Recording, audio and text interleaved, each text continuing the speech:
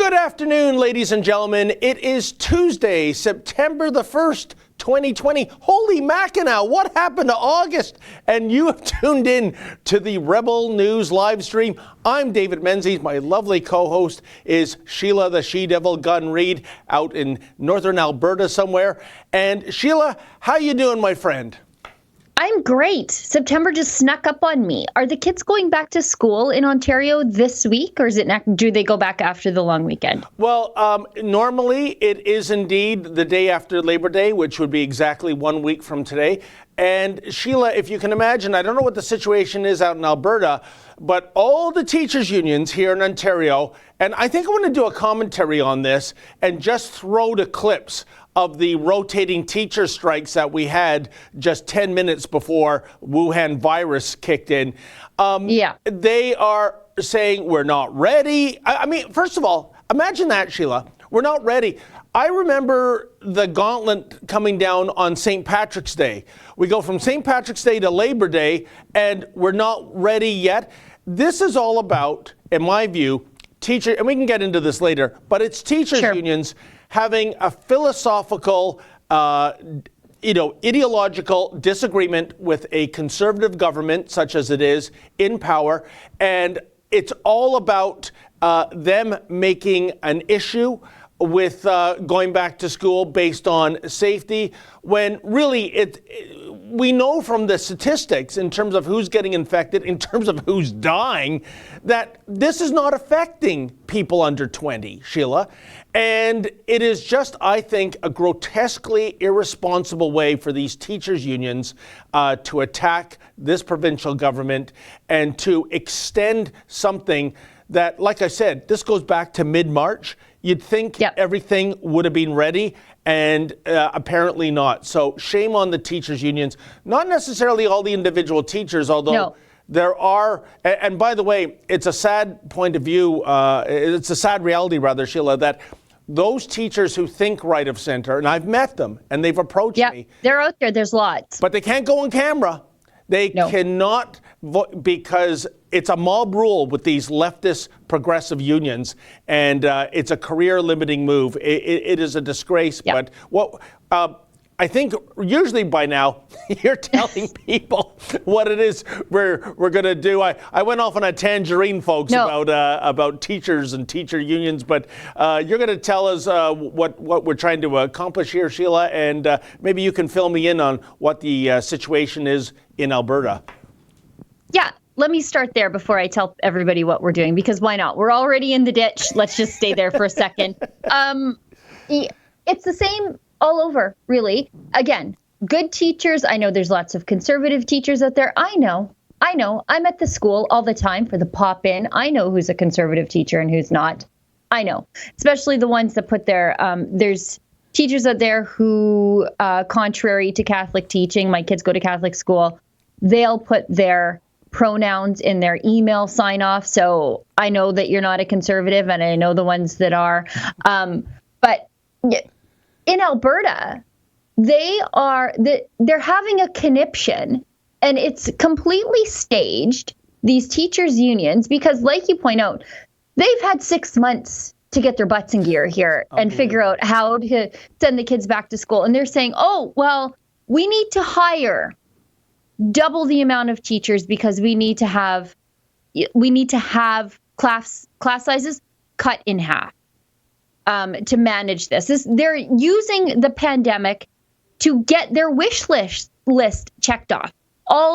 They want more teachers hired. Great. Let's use the pandemic to do it. We want smaller class sizes. Let's use the pandemic to do it. We can't afford it. We're broke. And frankly, I'd much rather have the government spend that money the teachers are asking for to protect the least vulnerable to this disease amongst us. I would much rather have them spend money, if we're going to spend money that we don't have, on protecting the elderly. That's what I would much rather have. If I had to make a choice, that's the way to do it. But this idea that, we need to use the pandemic to complete this teachers union wish list, and B, that we need to spend all this money protecting kids who really aren't getting sick from this. They're fine. It's absolutely insane. But Sheila, that's precisely the point. Because of this pandemic, and I know in Ontario, the class sizes are going to indeed be reduced. And when we're having those rotating strikes back in, January, February, it was all about limiting class size, remember? And also striking out against e-learning. And just think, if we didn't have e-learning during this pandemic, you would just have kids rotting in the basement doing nothing. So in terms of the class size, they won. And remember, it was all about the kids until you mentioned the 2% salary increase. Oh, no, that has nothing to do with it. No, it has everything to do with it because of That's for their kids. Yeah, I know. Those are the two biggest lies I've heard this half year is it's all about the kids and we're all in this together, except when we're not, such as our elected officials flying off to Easter cottages when they're telling everybody else to stay at home. Unbelievable.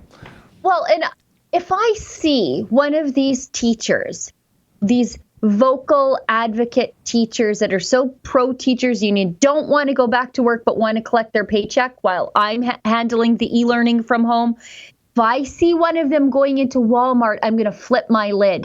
Because if it's too dangerous for you to go into a controlled environment where you have control of the environment in a school, but you can wander into Walmart, Costco, wherever, to do your grocery shopping, and the people working in Walmart, it's safe enough for them and it's safe enough for you to be in there, then it's safe enough for you to get your butt back into that classroom and earn your salary. Hey, hands up, folks. How many people would like to see Sheila Gunn Reid flip her lid in Walmart? That could be a new People of Walmart photo to be posted on the web. I generally wear earbuds in Walmart and walk confidently so nobody bothers me because I'm not wearing a mask. Because I feel if I'm just walking fast and I have earbuds in, no one will bother to stop me and ask me why I'm not wearing a mask. And so far it's worked. Anyways, we should tell everybody what we're doing here because we are 7 minutes into the show. And I mean, unless you're a regular viewer, you don't have really any idea. This is our daily live stream. It used to be just on Friday, hosted by Ezra, and it was a chance for everybody to just sort of see Ezra in his natural environment when he's just holding court and talking about stuff that interests him. But it also gives everybody a chance to interact with us. On Tuesdays and Thursdays, it's me and David now, and we expanded our live stream 5 days of the week, as opposed to just the one, because there's more news than ever, despite what the mainstream media will tell you. They reduced their news content over the course of a global pandemic. Very strange. But we found that we have more things to talk about, and we want to talk about them with our viewers, and we want our viewers to talk with each other, which is exactly what's happening in the live chat right now on the side of the screen. So anyway, the live chat gives you a chance to interact with each other, but it also gives you a chance to interact with and it gives you a chance to support the work that we do by doing something called a super chat. So that's a monetary donation to us, and you just click on the little $sign at the bottom, throw whatever you want in there. We appreciate everything, and the more money you give, the more characters you get, and it'll highlight your comment to the top so everybody will see it. But more importantly, David and I will see it, and we'll read it. If it's a comment you want to make, if it's a topic you want to suggest, if you want to hear me read something embarrassing, if you want David's opinion on some obscure pop culture phenomenon that only he knows about, now's your chance to do it because he loves that. So anyway, it's a great way for you to support the work we do completely willingly. And like I said, we appreciate every little bit. And Sheila, from what you just said, you're right. The mainstream media, a lot of them just stayed at home and just did virtual interviews, if anything. Yeah. And yet they asked for the media bailout funds to be topped up. So let me get this straight. You want me to pay more for less? As if I have any choice in the matter, just being a lowly, unwashed taxpayer who they pluck the money from directly. And by the way, and that is the difference, isn't it, Sheila? Some people will say, oh, there you go again, Rebel News, feed me. But it's voluntary, folks. you don't have to, and you can still watch this content without having to. We appeal to your generosity, and you are the final judge, jury, and executioner in terms of opening up that wallet and giving us a donation to keep these lights on. So for all those who do, we greatly appreciate that. I wonder if the mainstream media is going to have a moment of self-reflection about just how bloated and inefficient they were before the pandemic. Because we use Skype all the time. It's a free service, except for, of course, like your Wi-Fi connection or your LTE connection if we're using our phones out in the field. It's mostly free. It's got a built-in recorder. You can, if you have, even using free software, you could use it to rebroadcast onto YouTube. There are ways to do quality journalism more affordably than the 8 satellite trucks CBC deploys to any sort of anything of interest. And we're there with $200 worth of camera and audio equipment, and and our own laptops, and we're figuring out how to beat them in views. I wonder if they're going to have that moment of sober self-reflection. I'm skeptical because they don't need to self-reflect because Justin Trudeau is just going to bail them out anyway. So 100%. they don't need to be streamlined and efficient because why? Someone will give you money. Yep, I agree with you 100%, Sheila, on that. And, and folks, as I mentioned right off the bat, don't know where August went. Today is indeed September the 1st. And it's a significant date, wouldn't you say, Sheila, given one of the people I consider to be a great Canadian hero ended his odyssey on this day just outside Thunder Bay. As coincidence would have it, just several days ago, I was in Thunder Bay and for a different story, but whenever I'm in Thunder Bay, Ontario, I always make it a mission to go to see the statue honoring Terry Fox. And we did a little video tribute. My cameraman, Mocha, did, I think, a superb editing job on this. And, to your point, Sheila, that was just Mocha and I, two-man crew, doing what, I don't know if CBC was doing something similar. I think they charter a jet with all their techs and lighting people, just put it on the tab, right? But I'm not here to dump on CBC, but rather to honor. Yeah, we are. Hang on. Yes, we are. But we thought we would do a little tribute to the 40th anniversary of the end of the Marathon of Hope. And if Mr. Producer can run it, here you go.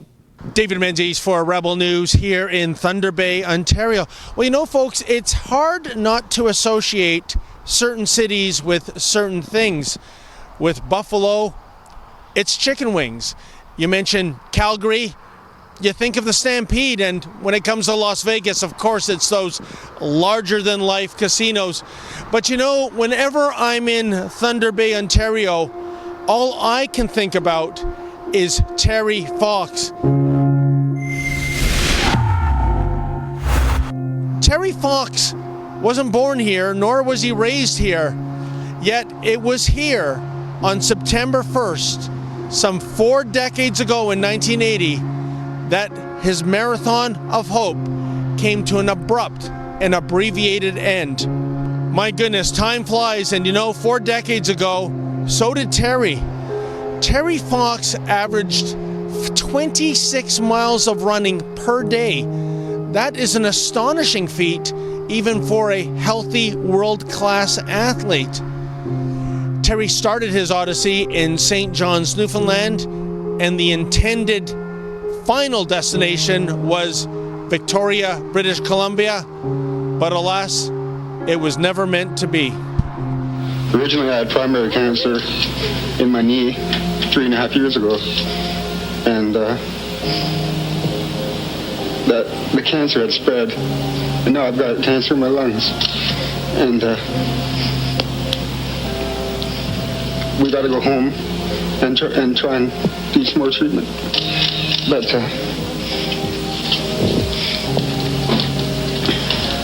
all I can say is if there's any way I can get out there again and finish it, I will. I was actually lucky enough to catch a glimpse of Terry Fox when he was still alive. It was the summer of 1980, and I was playing golf on a course north of Toronto. And then all of a sudden there were murmurs on the golf course, murmurs that gave way to cheers and yells. And I thought to myself, what the hell is going on? Why is golfing etiquette going out the window? And then I saw what all the other golfers were witnessing as well. That at the boundary of the golf course, where the course ended and the highway begun, there was Terry Fox. It was that iconic image. Terry Fox in that unique gait of his, in front of a police cruiser, wearing the white t-shirt with red letters saying Marathon of Hope next to a stylized Canadian flag, and those gray shorts. And like everybody else on that course that day, I went running to the highway where volunteers were with plastic buckets. We were sticking our cash into those buckets. It was old school fundraising, long before there was an internet or e-commerce or a portal called GoFundMe. There are 25 million people who live in Canada. Don't tell me that we can't raise $25 million from the public of Canada. Don't tell me that. Terry Fox was born in Winnipeg but raised in Port Coquitlam, British Columbia. He was a very active athlete in several sports, but when he was 18, he was diagnosed with bone cancer. That led to his right leg being amputated 15 centimeters above the knee. According to the Terry Fox Foundation, while in hospital, Terry was so overcome by the suffering of other cancer patients, many of them children, that he decided he would run across Canada to raise money for cancer research. I'm crying now because there's somebody here right now who is going through the same thing that I went through. Exact same thing, and he's only 10 years old. And I had the most inspirational day of my life today. So it was that Terry started his Marathon of Hope in St. John's to actually surprisingly little fanfare at first, but momentum began to build. And soon an entire nation was cheering him on. Canadians opened their wallets and their hearts for this courageous lad. But on day 143, on September 1st, 1980, after running for more than 5,300 kilometers, Terry was forced to stop just outside the city of Thunder Bay. Once again, Terry's body had cruelly conspired against him. This time, cancer was appearing in his lungs. Terry has completed the last kilometer of his marathon. A short while ago, at approximately 25 to 5 BC time, he died.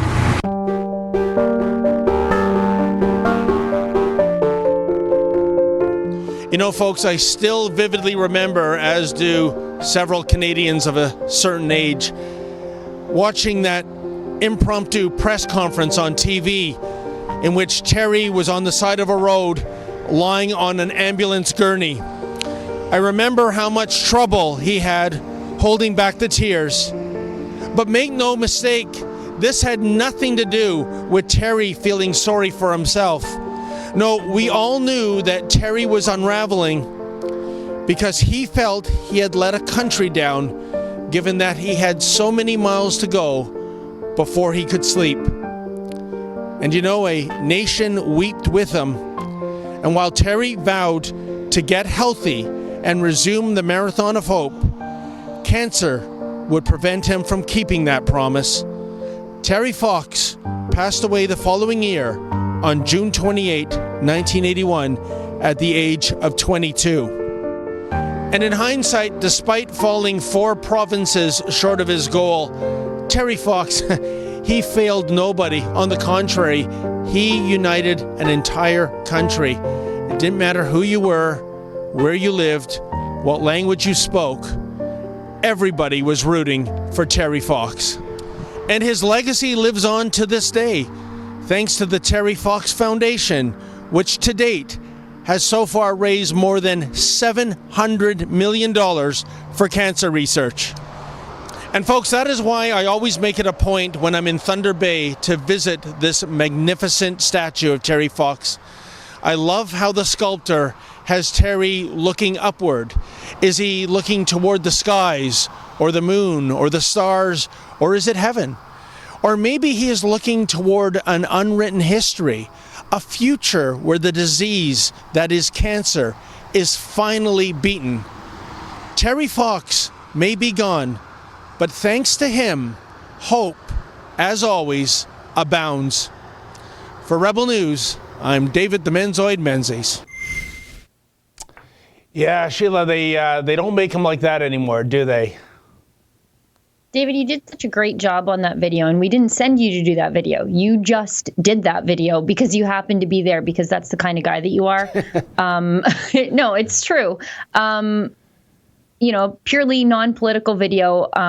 But again, this is the sort of stuff that at Rebel News we will do just because, and you won't see our competitors doing that sort of thing. And like you pointed out before, if they do it, it's a documentary film for 5 minutes of video, and it costs the taxpayer $250,000. Yeah, and Sheila, how things have changed in 40 years. Yeah. I mean, here was, the erection of this, statue to honor an absolute, like I say, a true Canadian hero who, spent the last days of his life with enormous pain trying to run across Canada on only one good leg, averaging 26 miles a day. Just absolutely phenomenal. And look at the self-styled heroes on the left right now, like what happened in Montreal on the weekend. Tearing statues down, throwing nooses over their heads and ripping them down while law enforcement refuses to enforce the law, and politicians refuse to have law enforcement uphold the law. And these people on the left, these are the self-proclaimed heroes. They think they're doing a service, such as tearing down the statue of our first Prime Minister, Sir John A. Macdonald. These are thugs. These are vandals. These people are garbage. A guy like Terry Fox, and look at his legacy, Sheila, more than $700 million raised to help people fight this horrible disease called cancer. That's heroic, not what we see in the public square with these lunatics trying to enforce cancel culture and erase history by tearing down statues. It's such an incredibly motivated young person. You look at how today's young people are, and they're still living at home till they're 30. And Terry tried to run across the entire country because he was so heartbroken over the suffering of small children. I think we should all be grateful that what Terry Fox did happened 40 years ago, before social media, before there was some record of some of his thoughts out there, because if he had some thought that the left disagreed with, they would even cancel Terry Fox. I firmly believe that. You know what? That's an excellent point, Sheila. And the point I'd like to touch upon is how activism, thanks to the internet, has been replaced by slacktivism. And I'll give you an example. I remember it was about 10 years ago. Do you remember the terrible earthquake in Japan? And it resulted in enormous damage. There was, damage to the nuclear reactor. There was flooding. Yep. And I remember there was a website at the time, and what the call to action was, it was all these rows and rows. It was like a video game of candles. And it said, take your mouse cursor and click on a candle to light it to show that you stand in solidarity with the people of Japan. That's it. Like, no call for donation, no call for, blankets, food, water, anything. Just appealing to somebody sitting at home to click on a video image of a candle and create a little video image of a flame on that candle so that you could go into the office or school and say, yeah, see what I did for the people of Japan? I lit a video candle. Unbelievable. Compare that to Terry Fox and his team that were running halfway across Canada with buckets and getting money stuffed in it to actually bring about tangible results via cancer research. Yeah, I mean, nowadays activism is making a black square your Instagram profile picture, and if you don't, then you get canceled because you obviously hate Black people because you don't support Black Lives Matter. Terry Fox's legacy is still one of doing, as opposed to just talking about the issue and saying, oh yeah, I'm against cancer. Well, yeah, obviously, who's for cancer? But it's still doing. You still have to get out there and run and do something. And even if it's run a kilometer, you're doing it in Terry Fox's shoes, in memory of what he did. And you're still doing something instead of just clicking a mouse cursor. Yeah. We should get to some of these super chats because we are almost halfway done this show. Okay. Okay. I just lost track. Oh, Justin asked me a question. Have you ever done a pickleback shot? Yes, I have. It's a great straightener if you've been out the night before. Okay. Lisa Proust. Oh. Whose name I'm saying appropriately now, gives us $5. Love you both, David and Sheila. Thank you, Lisa. You're such an inspiration for providing real news that I will be covering the Montreal rally live streaming September 12th. That's great. I saw some of the work that you did covering the Ottawa rally over the weekend. I'm so happy to see that we've inspired you to commit dangerous acts of journalism and tell the other side of the story. I think that's fantastic. Good for you, Lisa. Viking Insane gives us $2. Government employees get paid while taxpayers suffer. Yeah, some of them are getting paid to not go into work and work from home. And some of them are actually getting paid to not work at all. Like they're just getting paid furlough. So if we can paid furlough them, why don't we just lay them off like forever? Like what? We obviously don't need them. Like goodbye. Cut them. But joking aside, what is the answer to that, Sheila? We know there's waste there. Lay them off. Like everyone in Alberta is like, oh my God, we're in a debt crisis. There's going to be government layoffs. And I'm like, yes, perfect. Exactly. Please don't raise my taxes. Cut everywhere. I couldn't be more excited to hear about government layoffs. I couldn't because obviously we don't need them. Anyways. Next person gives us, Adam Clark gives us $6.99. David, lovely job with the Terry Fox video. I wholeheartedly agree. That was beautiful. And the editing team did a fantastic job on that. Again, David and the editing team, couple of people. That's it. Canadian Patriot 1867 gives us $5. My sister is so indoctrinated by the left, and it's our schools and mainstream media doing this. Yeah, it's true. Wait till she discovers independent media, and maybe she'll realize people are lying to her. Yeah. Viking Insane gives us another $2. NHL bent the knee to wokeness. I can't watch it now. It's so insufferable. Yeah. There are very few sports left out there that I can actually, as a conservative, feel like they even care that I watch. And I don't want them to care that I watch, really. But I don't want them to actively hate the fact that I'm watching. And it's like rodeo, where they still pray before, and NASCAR up until very recently, although I think they learned something from their Jussie Smollett-style news hoax recently. I think they might have learned something and will not do that going forward. We'll see. But I mean, I've got a real hard time with a bunch of privileged millionaires taking the day off and getting paid for it to do this performative wokeness.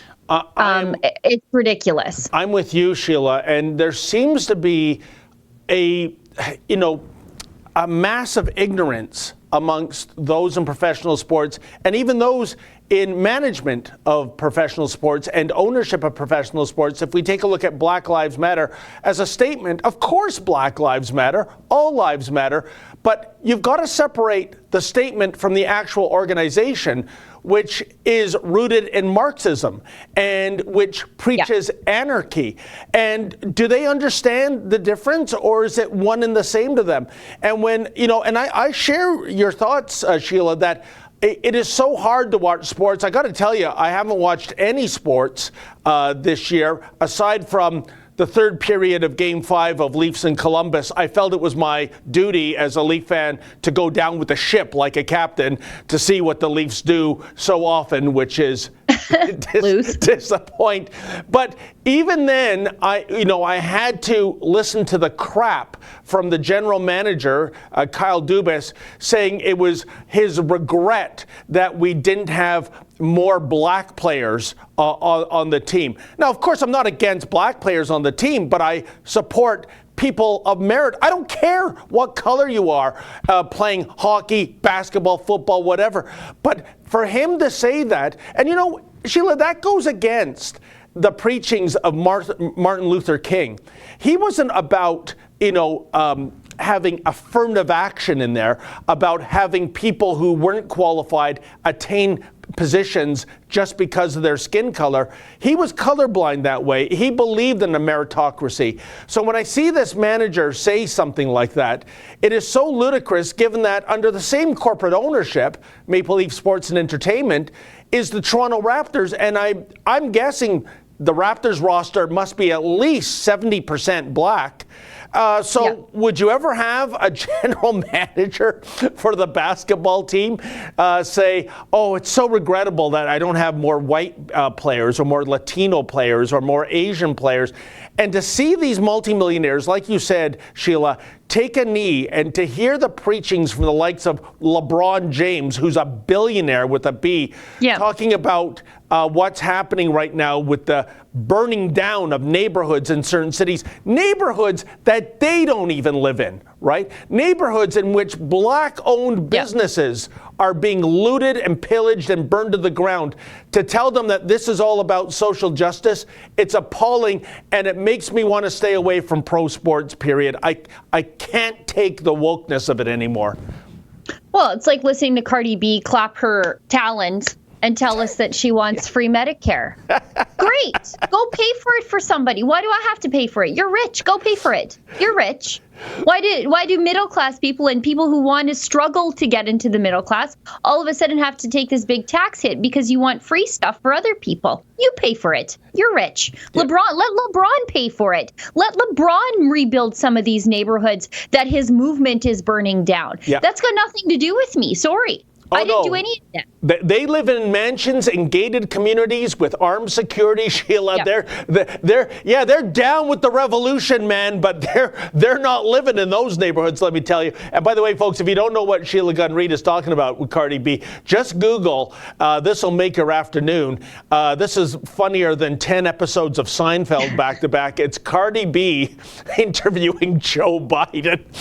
Joe Biden looks like he just smoked a cigar with an explosive in it. He can't even understand what's going on. He looks shell-shocked. Yeah. Just Google that. If it's still up there, you'll get a real laugh out of that one, let me tell you. Yeah, Joe Biden had PTSD after that, for sure. I had a little bit. Let's keep going. Chad Stocking gives us $20.99. Sheila, what do you think of the Alberta 51 billboards? Look, I'm very happy to see that there's a conversation taking place about Alberta's future within Confederation and what that looks like. The Alberta 51 billboards pose the question, should Alberta become the 51st state? Well, there are pros to that, there are cons to that, and there are difficulties to that, but it sure would take care of some trade issues that, like where we don't have to even negotiate for cross-border pipeline access. Yeah. But as a whole, I'm happy to see the conversation taking place. And as you know, I'm a fan of billboards that point to places of conversation like our China virus book billboard that's on the side of Highway 2 here in Alberta. So you know what? I'm happy to see the conversation, and I love a good controversial billboard. But Sheila, as an Albertan, let me put you on the spot here. If these are the three options, Alberta to remain in Confederation, Alberta to become an independent republic, or Alberta to become the 51st state, where do you lean? Actually, there's a fourth option, and it's the Quebec deal, where we are treated as a distinct society, which I think we are. I lean more towards, and people will accuse me of being a traitor or whatever, but I do firmly believe that culturally speaking, Albertans are more culturally connected, I suppose, and culturally similar to our American cousins to the south than we are to Ontario or the people on the West Coast. Now, the people in the interior of BC, sure, they're pretty blue. But if you were to draw lines based on culture, common language, common themes, common values, we're probably more American than we are Canadian when you look at the things we care about. I agree with that. I lived 2 years in Alberta, Sheila, and I thought Alberta was definitely the most American of all the provinces in Confederation. And I would argue, yeah, you're right. I think an Albertan would have more in common with a Texan than with somebody from Ontario. Yeah, for sure. I mean, and even like where I live, we are, I guess, Canada's Bible Belt. We really are. Like, there are the largest concentration of churches in the entire country per capita is in Lamont County, Alberta. And people don't realize it, but it has to do with religious freedom. People were fleeing the oppression of the Soviets and the Russian Orthodox Church, particularly Ukrainian Catholics and Greek Catholics. And they came here. The first thing they did was build a sod house to get a roof over their head. And then they built a church. So many of the churches just had two families, but it was so important to them to have that freedom from the state. And that's sort of where we're built. And that doesn't happen really anywhere else in this country. It does happen a lot in the United States, and it's just how it is. Yeah. Let's keep going. Good question, Chad, by the way. Travis Coulson gives us $13.99. My kids forced to wear a mask, social distance, no sports, no after-school programs, putting fear of their peers. I'm questioning even sending my kids back to school. You know, that might be the one good thing that comes from this whole pandemic, is that parents are figuring out, I can homeschool my kids. And it does give me the opportunity to be more aware and cognizant of the values that they're being taught. And, you know, if you don't, fear is becoming a virtue right now in society. That the more scared you are, the more caring you become, the more valuable you are in your community, because you're like the police keeping everybody safe. And I'm happy to see parents become more confident in their abilities to teach their kids. I did notice, I don't know if you're in Alberta, Travis, but they've quietly removed the social distancing provisions within the return to school program. And it's this week that they did it. And this week, kids are doing the staggered re-entry into school. So that's one good thing. It's nice to see the Kenney government acknowledge the science there. But, you know, Sheila, and by the way, my hat goes off to any parents who are homeschooling their children. I'm just saying, I would be inept at that. I would be so pathetic. I'm not great. I know what would happen. I turn on the TV to the Learning Channel. I go, here, kids, watch this. Yeah, it's 90 Day Fiancé. You'll learn about marriage fraud by watching this show. And that's it. I'd have a couple of imbeciles graduating after 10 years of my tutoring. My kid did a little bit, like we did some practical stuff, like my daughter built a greenhouse with my husband. And so we did turn it into like a trigonometry, like to learn the pitch and stuff like that of how to build the roof. But yeah, social studies ended up like, hey, let's just watch Fox and Friends with Mom.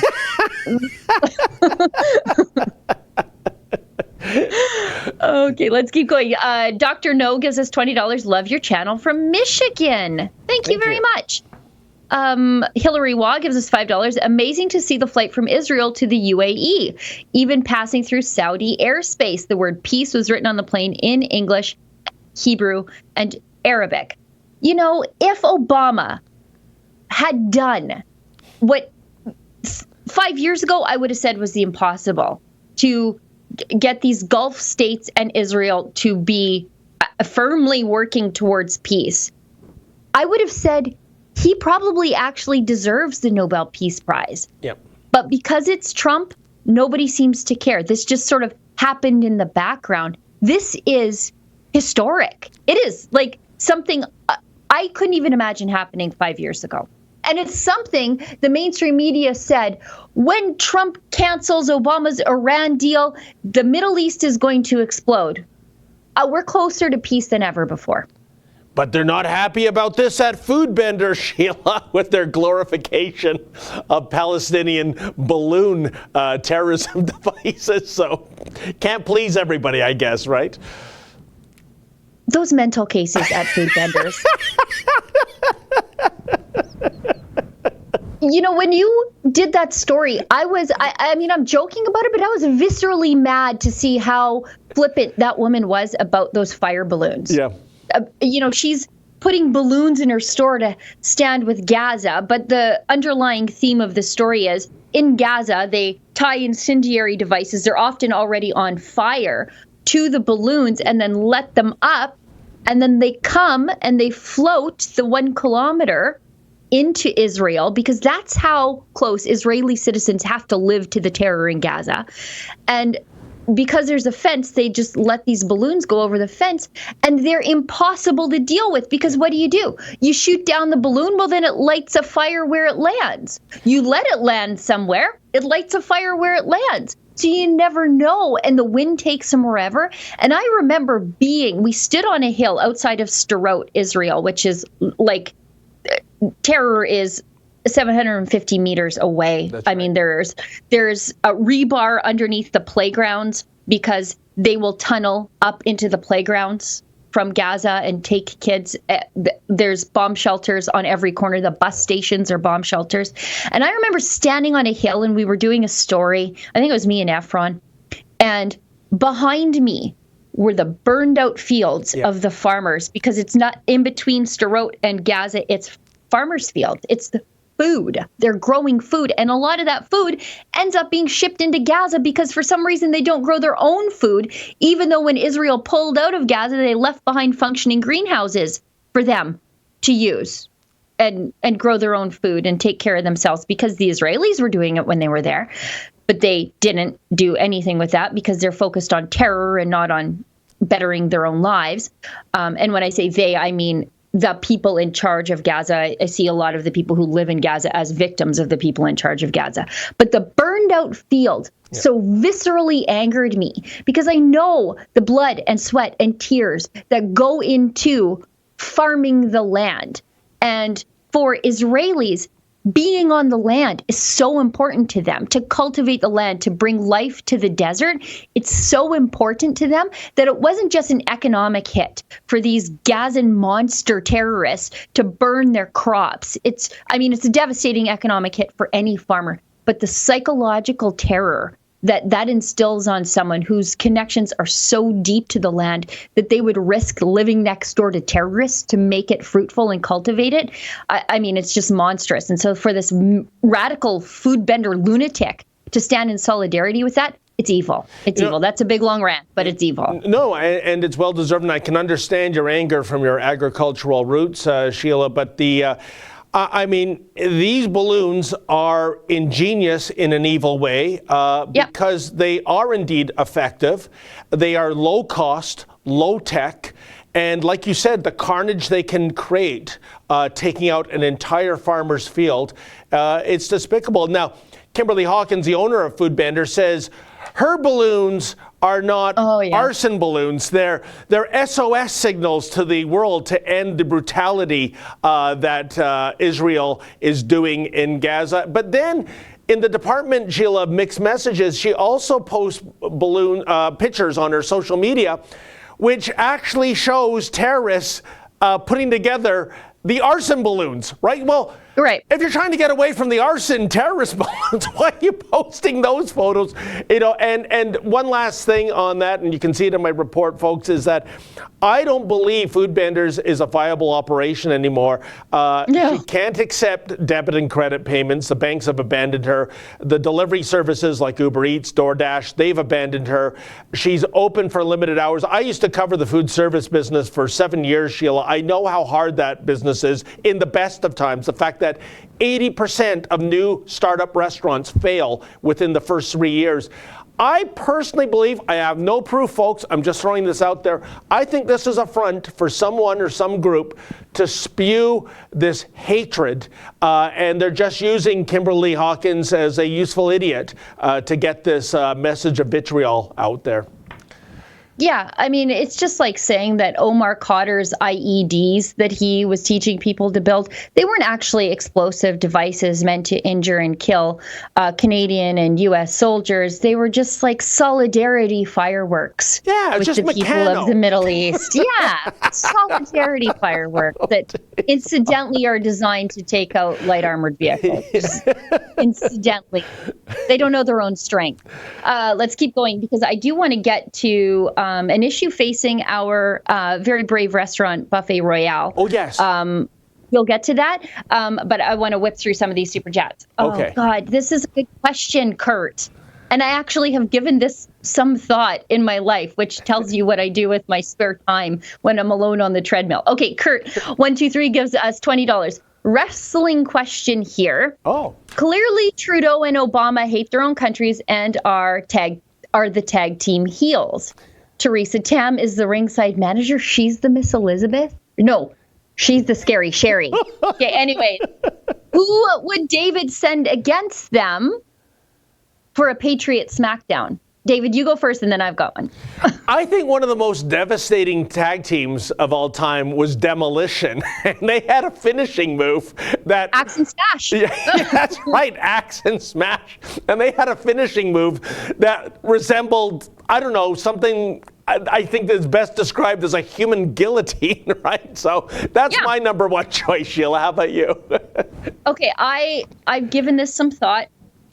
First, I would, if we're going up against Trudeau and Obama, I think we should have a Canadian in the mix. However, I couldn't really think of one on the fly here. Of course, Trump, because he was at WrestleMania, I think 21 or 23, I forget. Sorry, I'm going to get angry emails because I don't know. I don't know the exact one. 21, 23, early 20s anyway. So Trump for sure, because he was in the billionaires brawl. And then I think because just to go up again, so that should take care of Obama, right? Mum Jeans Obama versus strong, sturdy billionaire Trump. And then with Trudeau, I think we're going to need a real Indigenous person because Justin Trudeau likes to fake it with his tattoo and he likes to talk about reconciliation, but there's no clean water on so many Canadian Indigenous reserves. So I'm going to go with Tatanka. Oh, yes. And I'm going to go with Tatanka. Tatanka is an actual Indigenous person, so he's repping all the Indigenous people that Trudeau has lied to and neglected. And as far as I know, based on his Facebook, I think Tatanka is pretty pro-Trump. So I feel like they would mesh together very well. And oh, by the way, tying back into Alberta, Tatanka means buffalo, I think, in Lakota Sioux. And so we were supposed to be the province of Buffalo with our friends in Saskatchewan. So it's all very copacetic. Sheila, what a fantastic analysis. I was just looking for the two biggest bruisers to give a butt kicking to those guys. Continue. David, don't even get me started. I was having a conversation with my friend the other day, and I'm like, I could write a thesis on how WWF at the time was the perfect Cold War sporting event. Yes. And all the heels were anti-American. I mean, it was 30 messages later, and my friend's like, so that thesis basically writes itself. I'm like, oh, okay, I got a little carried away. It's fine. No problem. Okay, let's keep going. Lisa Proust, give $2. David, I have so admiration for you. You're amazing. Aw, Lisa, thank you. Lisa Proust, David, you make me cry. Thank you for your lovely report. Obviously, talking about Terry Fox. Viking Insane gives us $2. Unity is our strength. Terry Fox is inspirational. Yes. Very, unifying. Annalisa S, $13.99. My heart is still so broken over Terry Fox. Tears all over again. Yeah. I see the moderator of our live chat conversation, our Rebel News moderator, said, I can't watch this again. It's very emotional. Music was Gets you in your chest. MVP gives us $5. The Terry Fox story was welcome at a time when everything seems so gloomy. Absolutely. Jack Krauser gives us $6.99. Can you ask Maxime Bernier to only run 10 candidates in the next election? Maybe O'Toole can let those 10 run without CPC competition. I don't think Maxime Bernier takes advice from us. Like, I think he listens to us, he pays attention to us, but I don't think we can really tell him what to do. If you are a PPC member, though, he's got to listen to you. So if that's what you want, start firing off those emails and making phone calls, because he took your membership money. He better listen to you. Working Class Canadian gives us $50. Holy smokes. The CDC have updated their numbers on COVID only because of death in the U.S. is only 6% of the 175,000 plus death count. Yes, equaling about 9,400 or so. So if we were using the 6% for the Canadian death numbers of 9,126, 6% would be 547 roughly only COVID deaths. Yeah, isn't that shocking? And look at the catastrophic economic devastation because of it. 40% drop in economic activity in the country. 40%. Sheila, $1 trillion in debt. Not just economic devastation, which worldwide is in the multiple trillions with a T, trillions of dollars, but let's talk about depression. Let's talk about spousal abuse. Let's talk about people who have committed suicide. Let's talk about people on elective surgery lists that are dying because they're being denied operations, because there's this media narrative of the hospitals being a war zone when we know darn well that's not true. We've spoken to doctors, we've spoken to nurses. That one doctor I interviewed, Sheila, in Ontario, when he told me, it was like a few days before our interview, he says, you know, Dave, I experienced something for the first time after practicing medicine for 30 years, and that was this. I put in a 14-hour shift at the hospital and did not see one single patient, you know, and yet these people are being denied life-saving operations. So it's not just the economic damage. There is a toll to people's wellness and even lives because of this pandemic response. Yeah, the human fallout that isn't even being caught in these death count numbers because of suicide and opioid overdose and you know, like, especially for men, because men, by and large, commit suicide in far greater numbers than women. And the reason they do that is more often than not economic strife. Yeah. And so, and you also have a culture that tells men that they are devalued. Like, listen to how the left talks about, you know, old white men. Well, those are the ones killing themselves. And they don't have any support. They exist in a culture that says, you're actually the bad guy. Well, what does that do to them? Anyways, 100%. Let's keep going because we have 8 minutes left in the show. The Canadian Patriot, 1867, gives us $2. I think a civil war is coming in the Western world. I'm not so sure, but if I were the left, I wouldn't want that civil war, because we're the ones that have all the guns. Mike Mayer gives us $10 Canadian. Hi, Mike. Say hi to Sherry for me. Thanks for all the hard work you do, Rebel. You're amazing, Sheila. People versus Predators. Mike is one of the key people over at People versus Predators, although I do want to be clear. There's no one leader over there. It's all a bunch of people just working together, and some people are the more like out front faces, but everybody's working hard to alert communities about predators within their midst. And I love those folks you've been interviewing with that organization, Sheila. They're doing fantastic work. Yes, I think actually this weekend, correct me if I'm wrong, Mike probably will if I'm wrong, you guys are headed to Red Deer this weekend. So they're taking their show on the road because there's a suspected or convicted pedophile who will be released into the community. And again, what the community doesn't know. Collegeville Johnny gives us $49.99, and I don't see a super chat, but that's incredibly generous, Johnny. If that's your real name, Collegeville Johnny. Kurt 123 gives us $15. Professional athletes should be ashamed to be playing in front of empty stadiums and taking BLM's orders. No kidding. Yeah. Maybe they sure they make good money, but have some pride and self-awareness. Yeah, just play. You're making great money to live a privileged life, to entertain people and play a sport you love. Just play. Just play. That's all. Unless you're Tatanka and you really love Trump, then I would like to hear more about that. Which makes you a hypocrite. Wanda Granada gives us $5. I don't see a super chat. Thank you. Lloyd Zelinsky gives us $5. I also don't see a super chat, but thank you very much. Vito Anthony D, regular donor. Dave, when you look over at Sheila, which Van Halen song most comes to mind? Running with the She-Devil or Why Can't This Be Love? Am I allowed to say jump? That's okay. That's fair. Or did I break the no joke rule with that? No, that's fine. That's fine. Jolene Stevenson gives us $5. David's video made me cry. Well done, sir. Joshua DeFazio gives us $13.99. Would you rather have a conservative power change on YouTube, Google, Facebook, Twitter, or have something new take their place? I know Parler is trying to take their place. I don't care if they're conservative. Just let everybody be. I don't care. I don't care if a social media company shares my politics. I don't care if any company shares my politics.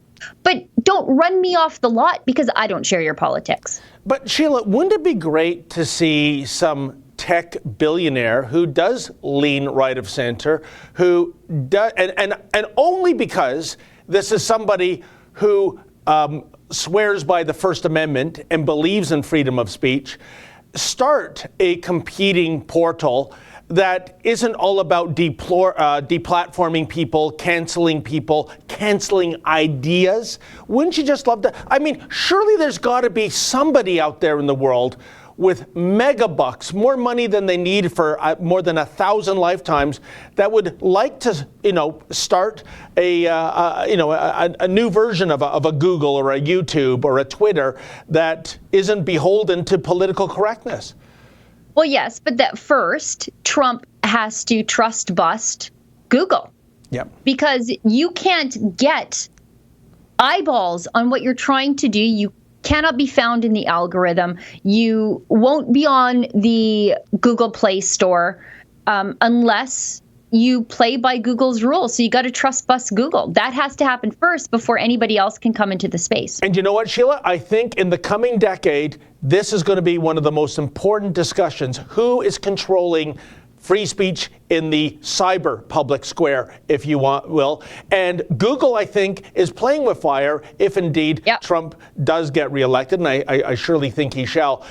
It's because we've seen before with the use of the antitrust legislation in the United States, a large corporation can be broken up. It happened with AT&T in the 80s. More than a century ago, it happened with Standard Oil being broken up into 33 or 34 separate companies. So if these tech giants in Silicon Valley are going to continue to be abusive, like I said, you're playing with fire. You're risking the government coming in and breaking you up so that there is indeed more competition in that cyber public square. Let's keep going because we have 3 minutes left in the show and we still never talked about that thing that we want to talk about. So we might go a little late. We'll go overtime. Okay. You guys are getting overtime for the same price today.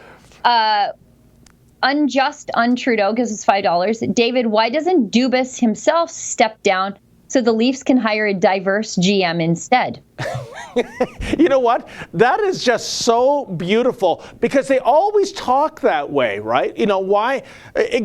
What I've always said about these people that champion affirmative action is, okay, lead by example. You're a white, able-bodied, I believe heterosexual male. Resign and, put somebody of color, somebody of a different, identity into that position. But I think Kyle Dubas likes the high six figures or perhaps even more that he's earning. So you're not going to see leading by example. And by the way, how about this? Is the ostensible policy reason of a hockey general manager to win a Stanley Cup instead of preaching all this woke justice crap? Anyways, I digress. Okay, I'm going to stop and go back to these super chats in a second because we do need to. I do want to talk about this because this restaurant was so good to us. Yes. And then we'll breeze through the super chats. And I know I'm going to do my best to read all of them before we run out of time. Okay. Because I think Justin is telling me that time might be tight. Because apparently there are other things happening in that Toronto office, Toronto studio, other than just me and David shooting the breeze. So for those of you who don't know, let's go back a little, but just briefly. When we hosted the China virus book signing just outside of Edmonton in Sherwood Park, Alberta, we did a deal with a restaurant that is there, a very pro-free speechy restaurant. It's called Buffet Royale. They have locations across Edmonton, but this was the biggest one and it could accommodate us. And so they did. And they faced, they were under attack by the Chinese consulate out of Calgary, is what I suspect. Organized emails, threats to call they did say they called the police. They called the health inspector. They staged a meager protest outside of the restaurant. And they offered they offered the restaurant a $3,000 bribe to cancel on us. They said, absolutely not. We don't care about politics. We're here to serve people, and these people want to be served. So great restaurant. They stood up to the Chinese communists, and they stood for free speech. That's fantastic. Now, fast forward, it's not the Chinese government that's giving them a hard time. It's the Canadian government. So the owner of the restaurant, with whom I'm obviously friendly with, sent me his direct energy bill. So that's the gas retailer out here in Alberta. And this is a bill for one of the restaurants where the gas meter is turned off. There's no gas going into the restaurant. The restaurant is closed. It hasn't reopened yet. So as you can see, they are paying $507.78 for gas that they didn't use. Now, likely the gas company has just estimated this and didn't bother to go out to the location to see that the gas is not, the meter's off. So that's fun. But if you look, federal carbon tax on gas they didn't use, gas that's not going into the business in a restaurant that is forced closed by these stupid COVID regulations, $117.83. And so I thought this was an interesting story because it's not just this one restaurant. This one restaurant I know the people who run it personally. They're great people who care about freedom. And but this is happening all over. That these places that are closed and they have no income, and yet still the federal government wants their piece of the pie, and the pie is all but cooked and eaten months ago. It's crazy. How is anybody able to reopen when Justin Trudeau is still gouging you for carbon tax on gas you didn't use when your restaurant is closed for months, thanks to Justin Trudeau not closing the border? It is despicable. And Sheila, I was just watching the itemization of the charges on the bill when it came up on the screen. 2 delivery charges totaling more than $100. I mean, I see the same sort of thing here in Ontario. I think it's just 1 delivery charge, but I don't understand 2 delivery charges. And Sheila, what does that mean? It's natural gas coming in a pipe. It's not like there's a natural gas truck that comes and a guy in a uniform gets out and, we're here to deliver your natural gas, sir. Here you go. They're just making up stuff. Why don't they throw in a yellow submarine charge, for goodness sakes? It makes about as much sense, but Mr. Producer is getting really antsy for his lunch. I know, he's he probably says more super chat. Yes, we'll get to the super chats, but just before we go, I noticed something here. If you skip down, after federal carbon tax, you see the subtotal, and then Justin Trudeau reaches into your pocket one more time because he's charging GST on top of the carbon tax there. Which, isn't that illegal? You can't tax a tax, right? Yes. So how anyways. It's remarkable. Anyways, we have to get through this. Thank you for indulging me, everybody. Henry Avery gives us $20. In March, I was sent home from my place of work, but not my employer, because I wouldn't put up with their SS tactics with the promise that I would be allowed back. But now they won't allow me back until after the pandemic is over. Very bizarre. And the pandemic will probably never be over, because one case No hospitalizations. The pandemic is still going. They'll just say that. Lloyd Zielinski gives us $5. I dropped my Rogers Sportsnet package because of their wokeness. You know, that might be the only way they ever listen to you. Yeah, and you know what? They got off to a great start, didn't they, when they fired Don Cherry? We're talking about Terry Fox. There's another Canadian hero, Don Cherry, and he says a heartfelt speech in defense of the poppy, and he is cancel cultured by those gutless wimps at Sportsnet. So good for you for dropping that platform. Wayne Swiddick gives us $5, Republic of Western Canada, or at least Alberta. Wayne, I'm listening. Chris Rock gives us $5. Calgary City Councillors caught admitting they can't mandate masks, so please stop complying with this enslavement. Be a rebel. P.S. Jesus rocks. The Bootman's Photography gives us $4.99. If you Google Antifa.com, it brings you to Joe Biden's webpage. Yes, that's epic Team Trump trolling. That's so fun. Just try it when we're done. When we get off air, hang up from us. Go over and try that. It's kind of funny. Wow. Chris Rock gives us $5. Homeschooling rocks. Take care of your kids, or take back your kids. Don't sacrifice them to the indoctrination camps. You can do this. Google Wisdom Homeschooling. Wisdom Homeschooling here in Alberta is fantastic, and Rachel Notley went after them. And if you Google Wisdom Homeschooling, Sheila Gunn Reid, you can see all my coverage of what the Notley government tried to do to them a few years ago. Canceled their homeschooling program overnight. Wow. And they would never do that to 6,000, 5,000 kids out of school, no school overnight. Awful, awful stuff. Chris Rock, $2. Stop sanitizing. You are creating superbugs. Think. Almsy, $10. As a lifelong Albertan, I see its downfall through no fault of his own. I say we make our own republic or join the USA. The East, who is dictating to us, will have no more say. They can eat it. Look, I don't even do it for spite to the East. I just believe in sovereignty. Henry Avery, $9. Can the rebel help me? Love you guys. Keep up the good fight. I'm not sure if I can help you. If I can, I will. Chris Rock, $2. By the way, just send me an email at sheila@rebelnews.com, and I'll see what I can do. Chris Rock gives us $2. Pray Canada, pray. Utilize our greatest weapon. Travis Coulson, $6.99. I have an Alberta birth certificate, but I currently live in Central Ontario. Aurelia. Gotcha. Josh Mulder, $2. Happy Alberta Day. Wexit. Yes.